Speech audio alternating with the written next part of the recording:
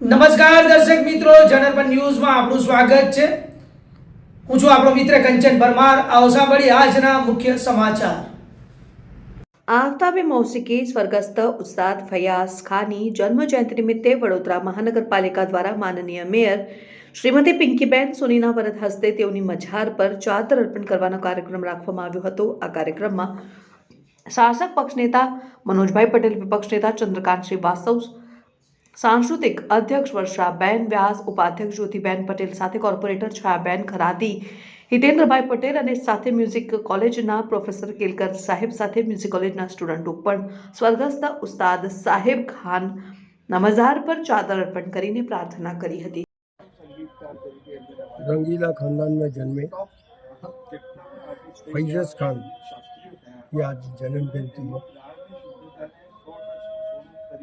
वडोदरा माटे हेरिटेज कहवाय, नजरानु कहवाय कि सर सयाजीराव गायकवाड़े एमनी गायकी ने ओळखी, नात जातने नहीं ओळखी, एमनी गायकी ने ओळखी અને વડોદરા શહેરના પોતાના દરબારમાં લઈ ગઈ। એ જમાનામાં જ્યારે 40-50 રૂપિયામાં લોકો ગાયકી કરતા હતા ત્યારે એ ભાઈએ 100 રૂપિયા માંગ્યા અને એમને રાખ્યા। સૌથી મોટી મહારાજાએ 100 રૂપિયાની પરવા નહીં કરી, અને આ વડોદરા શહેરના આવવાળી પેઢી એની ગાયિકામાંથી કંઈ શીખે અને વડોદરા શહેરનું નામ રોશન કરે એટલે રાખી। એમની છૂટ બી આપી કે તમે ગમે ત્યાં જઈને પોતાની ગાયકી બતાડી શકો છો। ધીમે ધીમે ઘણા સ્ટુડન્ટોને એમને ભણાવ્યા, ગાયકી શીખવાડી।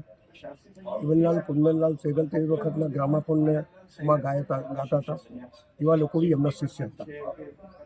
સવાલ એ છે કે ફૈઝ ખાન આજે નથી, દુનિયાથી ફાની થઈ ગઈ।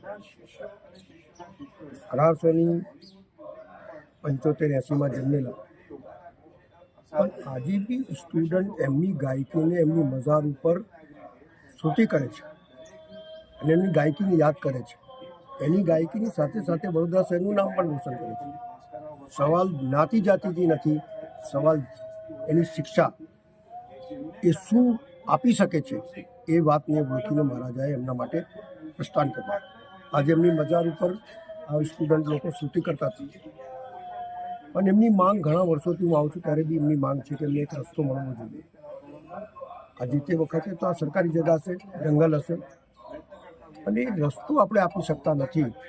દરેક વખત દરેક મેયરને કહેતા આવ્યા છે, હું માનું છું કે આવા હેરિટેજ અને ગાયકીના જાણકાર અને જેને આ વડોદરા શહેરના યુવાનોને કંઈ આપ્યું છે અને દેશને આપ્યું છે, ત્યારે આવી ગાયકી બી લોકો યાદ રાખે અને ફૈઝ ખાનને બી યાદ રાખે અને એમને રસ્તો મળે તો વધારેથી વધારે એ પ્રસિદ્ધ થાય, લોકો ગાયકાવાળા અહીંયા આવી શકે અને બજાર પર ફૂલ ચડાવી શકે, એવું મારું માનવું છે।